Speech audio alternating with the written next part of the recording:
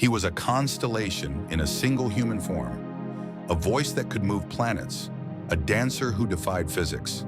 He was the king of pop, a global icon, a humanitarian, and, for decades, the center of the world's most relentless, complicated, and tragic story. How does someone become more than famous? How do they become a myth that never ever dies? This is the story of Michael Jackson, a story that, long after the final curtain, refuses to end. It began not in a palace, but in a small working-class house in Gary, Indiana. Michael Joseph Jackson was the seventh of 10 children. His father, Joe Jackson, reportedly ran a tight, often harsh household, pushing his sons into music with relentless discipline. Michael would later allege that this childhood was stolen from him, marked by rehearsals and, he claimed, physical and emotional abuse. But from that pressure, a diamond was formed. By the age of 8, he was the undeniable star of the Jackson 5. His voice wasn't just sweet, it was soulful, powerful, and preternaturally mature. The world met a small boy with a giant afro and an even bigger talent, and they fell in love. But behind the smile was a child who was already learning that the stage was both his throne and his cage. As he grew, so did his ambition. Breaking away from his brothers, his 1979 album, Off the Wall, was a masterpiece, but it was merely a prelude. In 1982, he released Thriller. It wasn't an album, it was a cultural big bang. Thriller didn't just top charts, it vaporized them. It became, and still is, the best-selling album of all time. He didn't just make music videos. He created miniature Hollywood films, revolutionizing the medium and ensuring his dominance on the new MTV platform.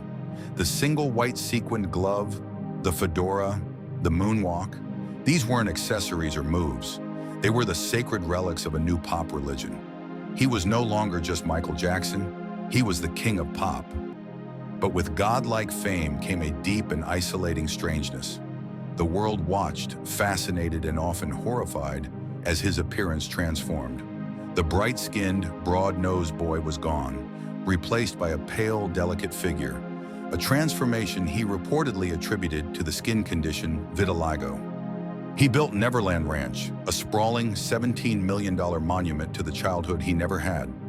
It was a place of wonder, with roller coasters and zoo animals, but it would also become the source of his greatest ruin. His eccentricities, once charming, were now fuel for a ravenous tabloid machine that dubbed him Wacko Jacko.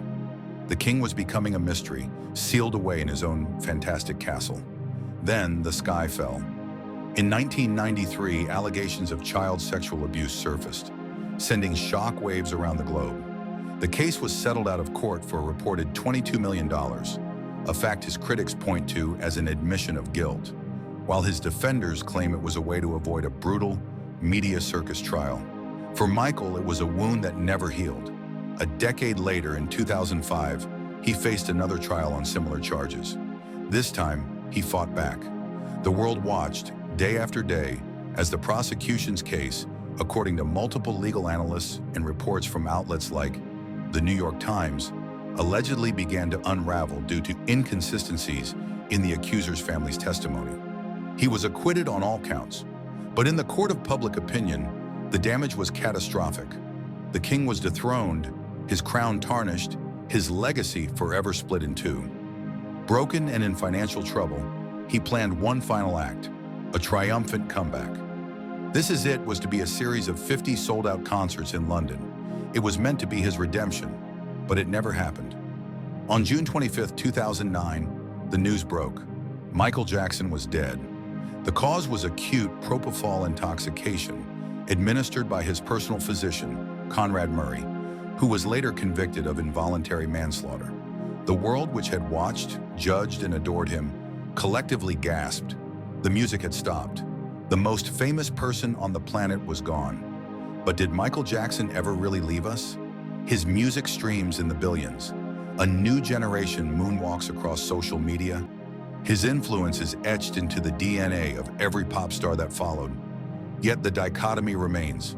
The 2019 documentary, Leaving Neverland, brought the allegations back to the forefront, forcing a painful and complex conversation about how, or even if, we can separate the art from the artist. For his loyal fans, he is an innocent, eccentric genius, hounded to his death. For his accusers, he is a monster. And for the world, he remains the ultimate riddle. He is the ghost in the machine of pop culture, a figure of unparalleled joy and profound sorrow. A king whose kingdom exists in the space between a beat, a memory, and a mystery. His story is not a simple one. It's an epic of light and shadow, of creation and destruction. And that is precisely why it will never be over. The conversation, the debate, the music, it never stops. What do you think? Can we, or should we, separate the artist from the art? Let us know your thoughts in the comments below. If you were captivated by the story of the King of Pop, don't forget to like, subscribe, and hit that notification bell. The legends live on here. Thanks for watching.